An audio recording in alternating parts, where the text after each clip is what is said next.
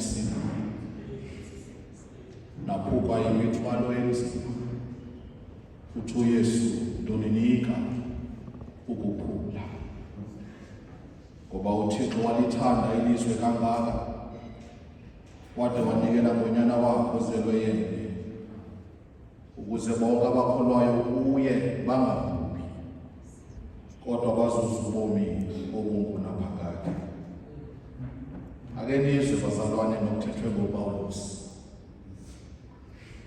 liyinyaniso elilizwi, lifanele kanye ukwamkela, elokuba uYesu Kristu weze emhlabeni ukuze asindise abo.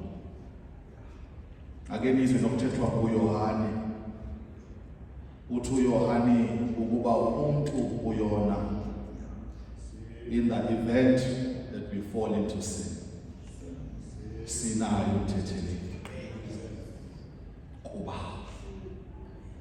onguYesu Kristu engolokileyo osisizi sezono zethu.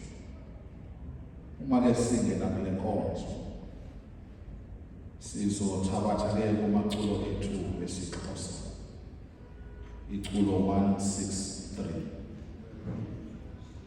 Thixo ongusomandla, ndikhuphe eJiphethe, ngengalo namandla ndikhaphe undiphathe. KwiJiphethe yesono somandla ndihlangule, kwisimo esesono Yehova ndikhulule. Kolubomvu lwandle mandibone usindiso, ilifu lindiphahle ngengcwele inkambiso.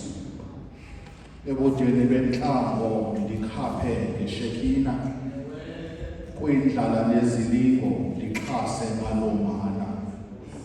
Kubuhlungu benyoka mandikhangele kuwe, kwiinzingo zeminyaka mandithembele kuwe. Ithi ke yokugcina ndakufika eYordane, ndiwezele phesheya, ndiwele eKhanani eliphezulu ikhaya.